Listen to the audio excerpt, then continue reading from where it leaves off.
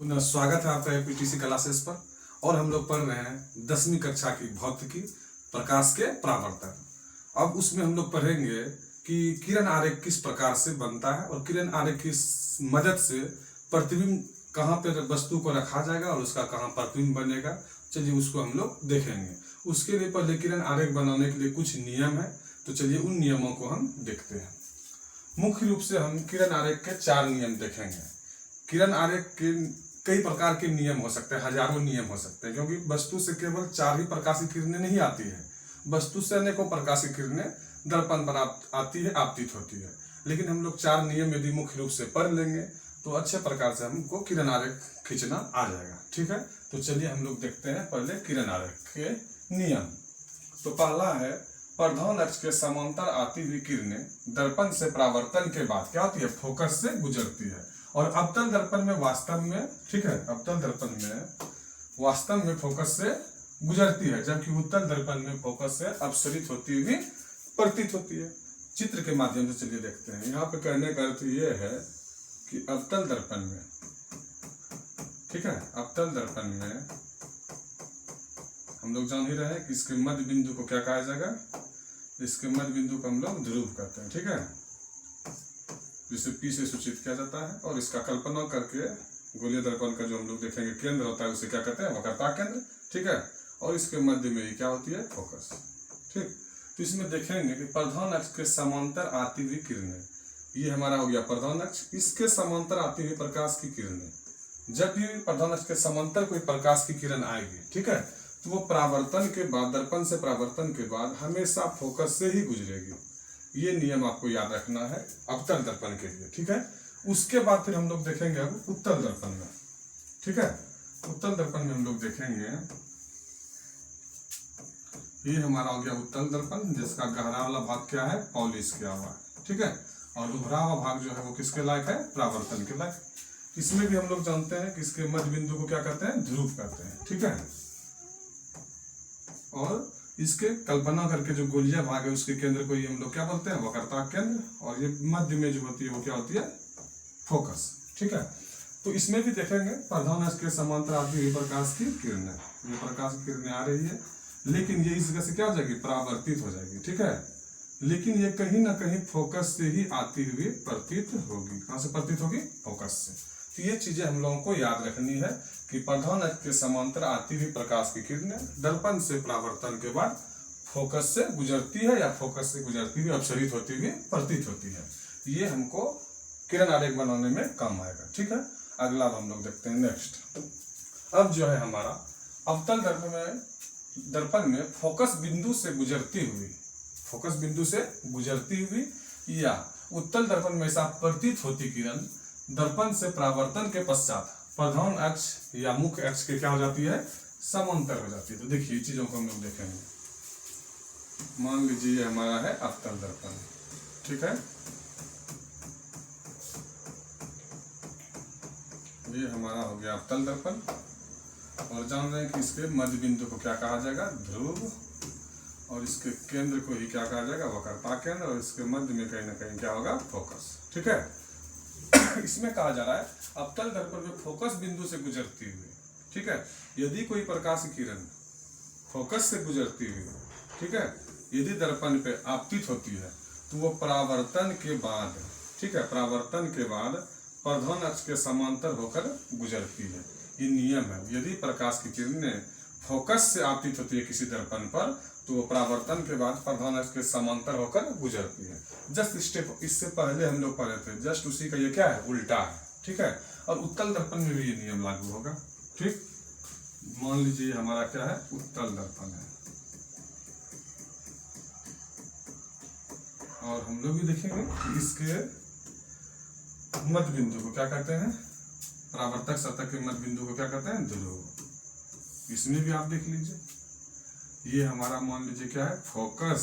और ये यहाँ क्या हो गई, वक्रता केंद्र। यदि कोई प्रकाश की किरण फोकस पर आपतित होती है, ये दिखेगा आपको कि फोकस पर ही क्या हो रही है, आपतित हो रही है, लेकिन ये इधर जाएगी नहीं, इसको डॉट डॉट करके मिलाएंगे।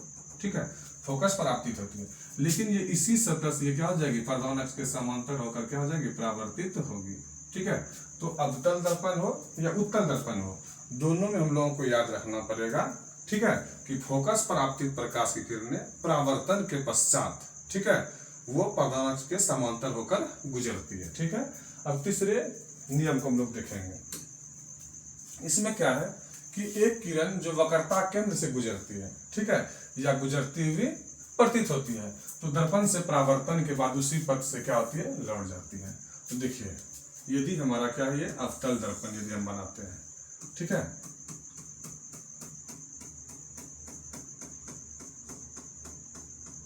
मान लीजिए हमारा क्या है, अवतल दर्पण है, ठीक, और इसके मध्य बिंदु को हम लोग क्या कहेंगे, ध्रुव,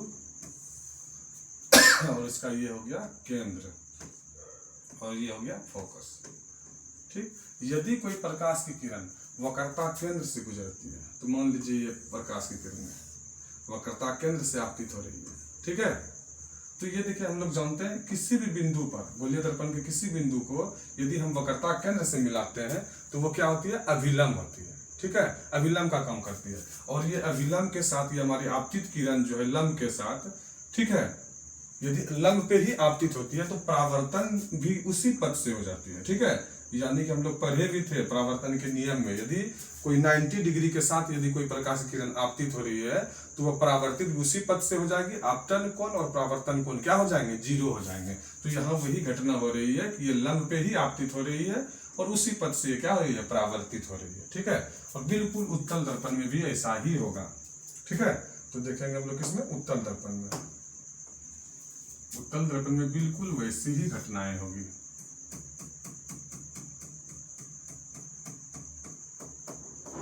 ये हमारा हो गया उत्तल दर्पण, ठीक है। इसमें भी मध्य बिंदु को क्या कहा जाएगा, ध्रुव। ये देख लीजिए, यहाँ हो गया फोकस और यहाँ पे मान लीजिए क्या है, केंद्र है, ठीक है। तो देखिए इसमें भी यदि कोई प्रकाश की किरण वक्रता केंद्र पर क्या हो रही है, आपतित हो रही है, इधर तो ये डॉट डॉट करके हम लोग दिखाएंगे, ठीक है, वक्रता केंद्र पर आपतित हो रही है, तो वो परावर्तित भी उसी पथ से हो जाती है, क्योंकि ये बिंदु भी यहाँ से यहाँ तक क्या कहलाएगा, अभिलंब कहलाएगा, ठीक है। तो लंब पे जब कोई प्रकाश किरण आपतित हो रही है तो परावर्तन भी उसी पथ से हो जाती है, यानी आपतन कोण और परावर्तन कोण क्या हो जाता है, 0 हो जाता है उस जगह। तो वो अवतल दर्पण हो या उत्तल दर्पण हो, दोनों के लिए नियम क्या होता है, लागू होता है, ठीक है। और उसके बाद अब नेक्स्ट नियम हम लोग देखेंगे। एक किरण जो तिर्यक रूप से दर्पण के ध्रुव पर आपतित होती है, ठीक है, समान कोण पर परावर्तित होकर अक्ष के दूसरे तरफ से क्या होती है, विपरीत दिशा में चली जाती है, ठीक है। तो देखेंगे हम लोग, ये मान लीजिए हमारा क्या है, अवतल दर्पण है,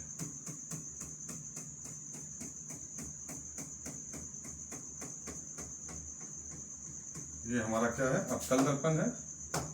और इसमें हम लोग देखेंगे इसके मध्य बिंदु को क्या कहेंगे, ध्रुव। मान लेते हैं यहाँ पे क्या है, केंद्र, और यहाँ पे क्या है, फोकस। इसमें यही कहा जा रहा है कि यदि एक प्रकाश की किरण जो तिर्यक रूप से दर्पण के ध्रुव पर आपतित होती है, कहाँ होती है, दर्पण के ध्रुव पर, मान लीजिए यहाँ दर्पण के ध्रुव पर क्या होती है, आपतित होती है, ठीक। तो परावर्तन के बाद उतना ही कोण बनाते हुए वे दूसरी तरफ से, प्रधान अक्ष के दूसरी तरफ, ठीक है, रास्ते से क्या होती है, निकल जाती है या गुजर जाती है। वही चीज लिखा हुआ, एक किरण जो तिर्यक रूप से दर्पण के ध्रुव पर आपतित होती है, समान कोण, जहां जितना यहाँ पे कोण बनेगा वही कोण, यहाँ देखिए परावर्तन की घटना हो रही है, और ये तो वक्रता, ये बिंदु जो है वक्रता केंद्र से मिला ही है, तो ये तो हमारा अभिलंब का कार्य करेगा ही करेगा। तो यहाँ पे यानी कि वही कोण आई और ये कोण जो आर होता है, दोनों क्या होगा, बराबर, बिल्कुल वही घटना हो रही है। तो वही, यदि प्रकाश की किरण ध्रुव पर यदि आपतित होती है, उतना कोण बनाते हुए ही वह क्या जाती है, परावर्तित होकर अक्ष के दूसरी तरफ से विपरीत दिशा में चली जाती है, ठीक है। अवतल दर्पण में यही गुण है और उत्तल दर्पण में भी यही गुण है, हम लोग देख लेते हैं। ये रहा हमारा उत्तल दर्पण, ठीक। उत्तल दर्पण में भी हम लोग देखेंगे कि वही चीजें हैं।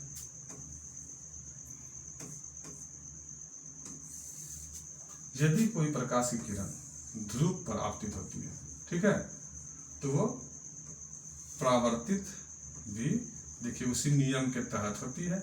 ये अभिलंब का कार्य करेगा, क्योंकि यहाँ पर हमारा फोकस होगा और यहाँ पे क्या होगा, वक्रता केंद्र होगा, तो फिर से ये अभिलंब है, तो इसीलिए क्या जगह, यहाँ का कोण और यहाँ का कोण आपस में क्या होंगे, बराबर होंगे। ये हमारा अभिलंब ही कहलाएगा, ये रेखा, ठीक है।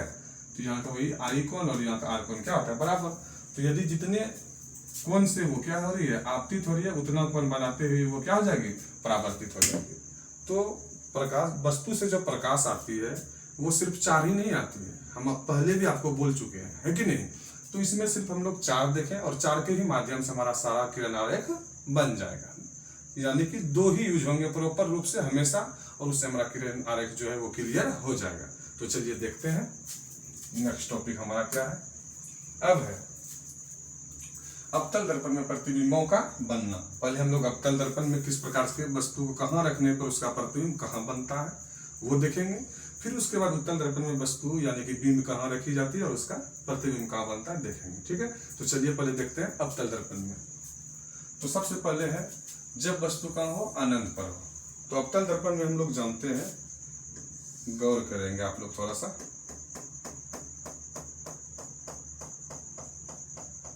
ठीक है। ये इसका हो गया ध्रुव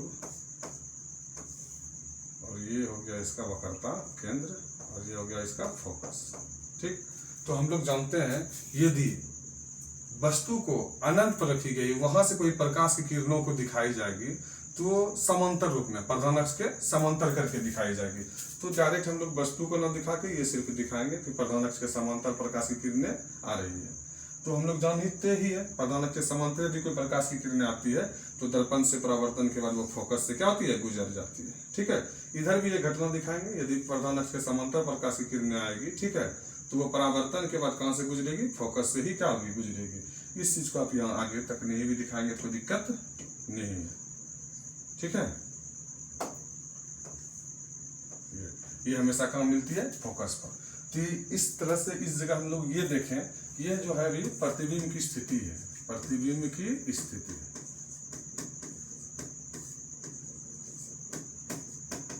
प्रतिबिंब की स्थिति। जब वस्तु अनंत पर हो तो उसका प्रतिबिंब कहाँ बनता है, फोकस पर बनता है। और अवतल दर्पण में यदि बाईं तरफ बन रही है तो वस्तुएं हमेशा क्या होगी, वास्तविक होगी, ठीक है। तो देखिए वस्तु क्या बन रही है, प्रतिबिंब जो बन रही है वो क्या बन रही है, वास्तविक बन रही है और बिंदु के आकार की बन रही है। और वास्तविक प्रतिबिंब तो हमेशा क्या होता है, उल्टा ही होता है। तो देखिए लिखा हुआ है स्थिति, ये कहाँ बनेगी, फोकस पर बनेगी, वास्तविक एवं उल्टा बनेगा, ठीक है। और आकार जो होगा वस्तु से क्या होगा, बहुत ही छोटा होगा, ठीक है। तो ये पहला कंडीशन हम लोग देखें अवतल दर्पण में, आपको याद रखना है, ये किरण आरेख, ठीक है। उसके बाद जब वस्तु का हो अनंत एवं वक्रता केंद्र के बीच हो, अनंत एवं वक्रता केंद्र के क्या हो, बीच हो, तो इसमें देखेंगे ये हमारा हो गया अवतल दर्पण,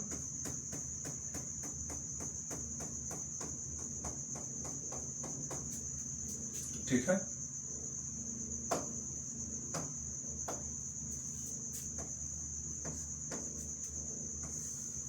ये हमारा कहीं ना कहीं हो गया केंद्र और ये हो गया हमारा ध्रुव, ठीक है।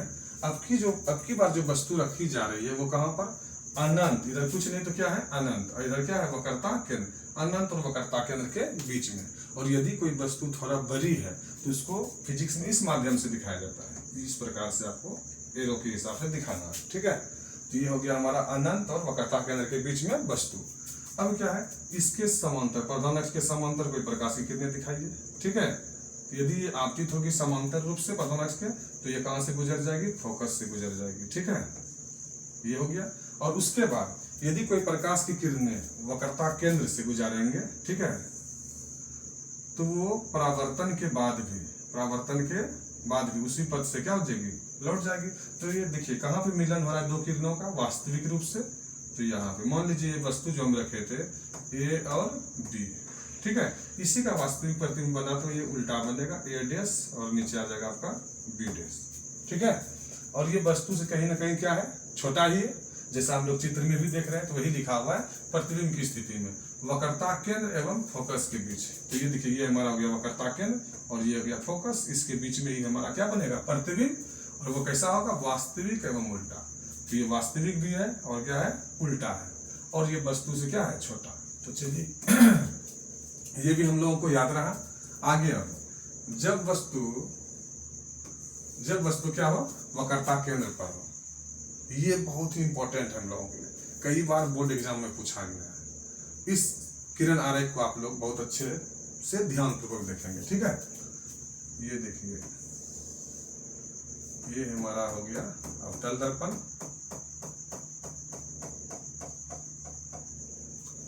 और देखिए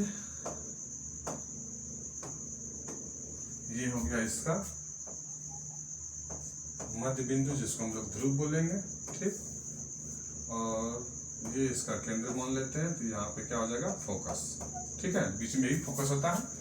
अब देखिए, वस्तु को यदि हम रखते हैं वक्रता केंद्र पर, मान लीजिए ये वस्तु हम रखे हैं ए बी, ठीक है, वक्रता केंद्र पर, तो क्या करेंगे, यदि प्रधान के समांतर कोई प्रकाश की किरण आएगी, ठीक है, तो वो कहां से गुजर जाएगी, वो फोकस से होकर गुजर जाएगी, ठीक है।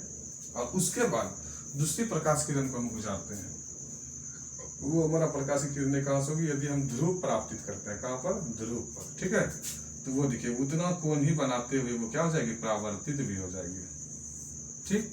तो ये कहीं ना कहीं यहाँ पे हमारा मिल जाएगा, यानी कि वक्रता केंद्र पर रखेंगे तो प्रतिबिंब भी कहाँ बनेगा, वक्रता केंद्र पर, और ये होगा हमारा ए डैश और ये होगा हमारा बी डैश, ठीक है। तो जितनी बड़ी वस्तु है उतनी ही बड़ा क्या बनेगा उसका प्रतिबिंब, यानी कि बीम जितनी साइज का है, जितना बड़ा आकार का है, उतने आकार का क्या बनेगा, प्रतिबिंब बनेगा। और वक्रता केंद्र पर वस्तु को रखे हैं तो उसका प्रतिबिंब भी कहाँ बनेगा, वक्रता केंद्र पर ही बनेगा। ये मोस्ट इंपॉर्टेंट है, ये कई बार बोर्ड एग्जाम में पूछा गया है, जैसा कि आप लिखा हुआ है कि प्रतिबिंब की स्थिति कहाँ बनेगी, वो वक्रता केंद्र पर बनेगी, और कैसा, वास्तविक एवं उल्टा, और आकार में वस्तु के बराबर, जितना बड़ा बीम रखा हुआ है उतना बड़ा ही क्या होगा, प्रतिबिंब होगा। ये 3 किरण आरेख आप लोग समझ गए होंगे। आगे बढ़ते हैं। अब अगला है, जब वस्तु वक्रता केंद्र एवं फोकस बिंदु के बीच में हो, तो देखिए देखते हैं हम लोग, जब अवतल दर्पण में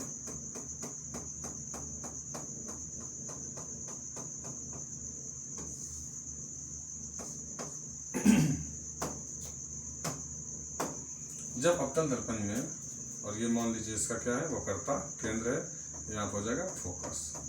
अब वस्तु कहाँ रखा जा रहा है, जब वस्तु वक्रता केंद्र यानी कि सी एवं फोकस बिंदु एफ के क्या हो, बीच हो, यहाँ पे यदि हमारी वस्तु है, ठीक है, यहाँ पे यदि हमारी वस्तु है, मान लीजिए आपका ए और ये क्या हो गया, बी, ठीक है।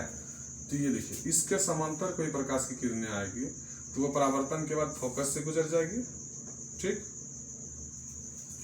अब उसके बाद यदि कोई प्रकाश किरण फोकस से आपतित होती है, तो हम लोग जानते हैं फोकस से यदि आपतित होती है तो वह प्रधान अक्ष के समांतर होकर जाती है, और यह प्रकाश की किरणें क्या हो जाएगी, प्रधान अक्ष के समांतर। तो देखिए, 2 प्रकाश की किरणों का यहाँ पे मिलन हुआ तो यहीं पे क्या बनेगा, प्रतिबिंब बनेगा। और ये देखिए, ये आपका हो जाएगा ए डैश और बी डैश। आप देख रहे हैं इसका प्रतिबिंब कहाँ बना, इधर कुछ नहीं तो क्या है, अनंत, और यहाँ पे क्या है आपका वक्रता केंद्र, अनंत और वक्रता केंद्र के बीच में बना प्रतिबिंब हमारा, ठीक है।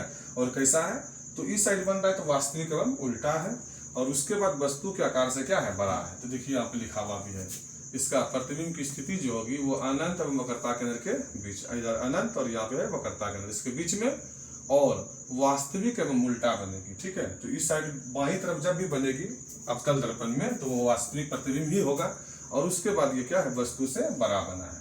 तो इस जगह एक पॉइंट हम लोग याद रख सकते हैं, अवतल दर्पण में जब वस्तु को हम, ठीक है, फोकस की ओर लेके जाते हैं, आगे बढ़ते हैं, वक्रता केंद्र की ओर लेके जाते हैं, तो उसका प्रतिबिंब जो है, ठीक है, फोकस से क्या होता है, वक्रता केंद्र से दूर बनने लगती है, ठीक है। और जब प्रतिबिंब को, वस्तु को फोकस के करीब लाने, फोकस से दूर करने लगते हैं, तो उसका प्रतिबिंब और क्या होता है, नजदीक बनने लगता है, ठीक है। तो देखेंगे अगला यहाँ पे हमारा जो स्थिति है, जब वस्तु फोकस पर हो, अवतल दर्पण में देखेंगे हम लोग, अब की बार वस्तु को कहाँ रखा जा रहा है, फोकस पर। तो देखिए, देखते हैं हम लोग, ये हमारा हो गया ध्रुव, ये मान लीजिए क्या है, वक्रता केंद्र, और ये क्या है, फोकस, और वस्तु को इस बार फोकस पर ही रखा जा रहा है। तो मान लीजिए यहाँ पे हमारा क्या है, प्रतिबिंब यानी कि बीम है, और इससे देखिए, यदि समांतर प्रकाश की किरणें निकलेगी तो प्रधान अक्ष के यदि समांतर है तो वो कहाँ से गुजर जाएगी, फोकस से गुजर जाएगी, ठीक, इस प्रकार से हो जाएगा। और उसके बाद, और इसी प्रकाश की किरणों को यदि हम ध्रुव पर आपतित करते हैं तो उतना ही कोण बनाते वो क्या हो जाएगी, परावर्तित भी हो जाएगी। तो देखिए ये दोनों कहीं ना कहीं समांतर ही है, इन दोनों का कहीं मिलन नहीं होगा, तो ऐसा मान लिया जाता है कि ये दोनों किरण कहाँ मिलेंगे, अनंत पर। ठीक है, तो अनंत पर जो प्रतिबिंब बनेगा वो बहुत ही क्या होगा, बड़ा बनेगा। तो हम लोग याद रखेंगे कि यदि वस्तु को फोकस पर रखा जाए अवतल दर्पण के सामने, तो उसका प्रतिबिंब जो है वो कहाँ बनता है, अनंत पर बनता है और वस्तु से बड़ा बनता है। तो वही देखिए प्रतिबिंब की स्थिति में लिखा हुआ है कि अनंत पर बनेगा, ठीक है, वास्तविक में उल्टा बनेगा और वस्तु से क्या बनेगा, बहुत ही बड़ा बनेगा। ठीक है, और सबसे अंतिम कंडीशन जो है वो बहुत ही ज्यादा इंपॉर्टेंट है। एक था वक्रता केंद्र पर इंपॉर्टेंट और दूसरा ये कंडीशन, छठा कंडीशन है हम लोग का। तो चलिए इसको देखते हैं अच्छे रूप में। जब वस्तु फोकस, ठीक है, जब वस्तु फोकस बिंदु एवं ध्रुव के बीच हो, तो देखते हैं हम लोग अवतल दर्पण में। ठीक है,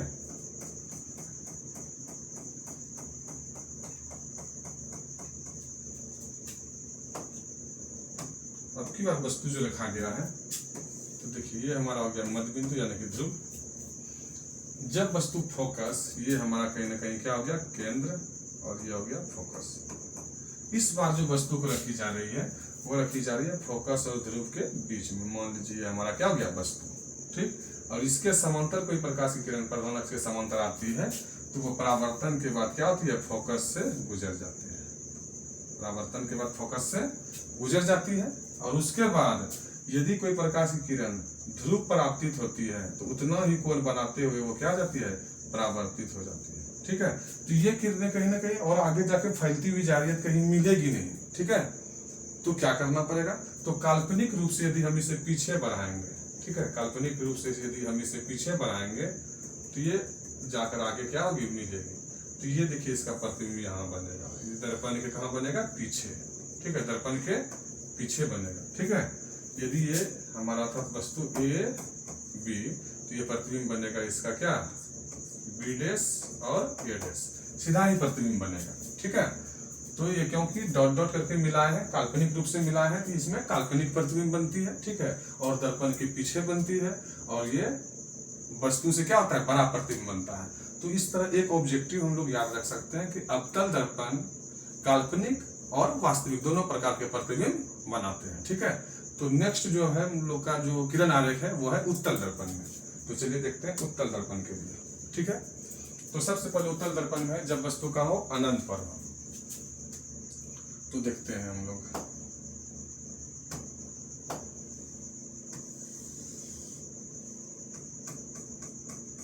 ये हमारा हो गया उत्तल दर्पण, बनकर रेडी हो गया।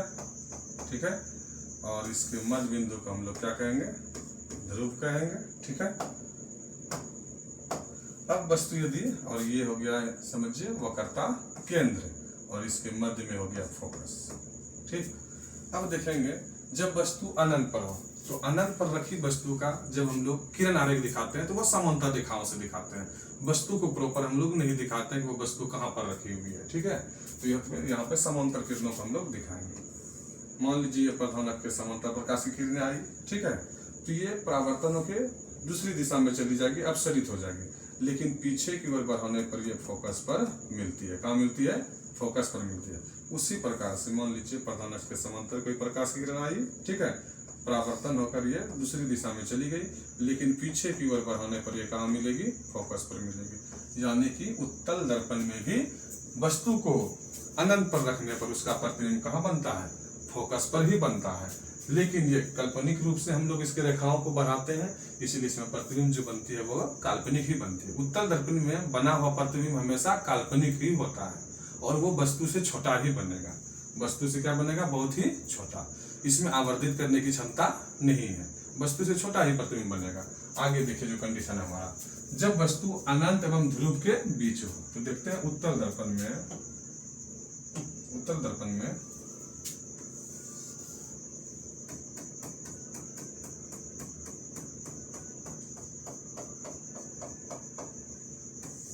ये हो गया हमारा, ठीक है, ध्रुव, ठीक, और ये मान लीजिए केंद्र, केंद्र है, ठीक है, केंद्र, और तो यहाँ तक फिर क्या है, फोकस। और वस्तु को इस बार कहाँ रखा जा रहा है, जब वस्तु अनंत एवं ध्रुव के बीच हो। ये रहा हमारा फोकस, ठीक है, ध्रुव यानी कि ध्रुव रहा, और इधर क्या है, अनंत। इसके बीच में यदि कोई वस्तु रखते हैं, इस प्रकार से चित्र एरो के माध्यम से हम लोग दिखाएंगे। ये हो गया हमारा ए बी, एक क्या है, वस्तु है, ठीक है। यदि ये प्रधान अक्ष के समांतर आएगी तो इस जगह से क्या हो जाएगी, परावर्तित होकर दूसरी दिशा में चली जाएगी, और पीछे की ओर बढ़ाने पर ये कहाँ मिलेगी, फोकस पर मिलेगी, ठीक। और यदि किसी दूसरे प्रकाश की किरणों को, ठीक है, या वस्तु से वक्रता केंद्र पर आती है, कहाँ आती है, वक्रता केंद्र पर मिलती है, ठीक। तो ये देखिए दो किरणों का जो मिलन हो रहा है इस जगह हो रहा है, तो यहाँ पे हमारा क्या बनता है, प्रतिबिंब बनता है, ठीक है। और ये इस प्रकार रहेगा ए डैश और बी डैश प्रतिबिंब, क्योंकि सीधा ही होगा, ठीक है। लेकिन ये भी प्रतिबिंब जो बना है ये वस्तु से क्या बना है, छोटा बना है, और ये भी सिर्फ काल्पनिक रेखाओं से बना है, ठीक है। क्योंकि ये प्रकाश की किरणें जो यदि ये आपतित होगी, ठीक है, वक्रता केंद्र के लिए, तो ये जिस पथ से आ रही है उसी पथ से क्या हो जाएगी, परावर्तित होगी, क्योंकि इसके नियम को हम लोग देख चुके हैं, ठीक है। लंब वाली बात होती है यहाँ पे, तो इस जगह भी हम लोग याद रखेंगे कि उत्तल दर्पण में भी वस्तु को यदि ध्रुव, ठीक है, अनंत और ध्रुव के बीच में रखी जाती है तो उसका प्रतिबिंब ध्रुव और फोकस के बीच में बनता है, काल्पनिक बनता है, जिसको आभासी हम लोग बोलते हैं। वस्तु से छोटा प्रतिबिंब बनता है, और काल्पनिक प्रतिबिंब तो हमेशा सीधा ही होता है, ठीक है। तो इस प्रकार से ये बहुत ही इंपॉर्टेंट डायग्राम थे, किरण आरेख थे।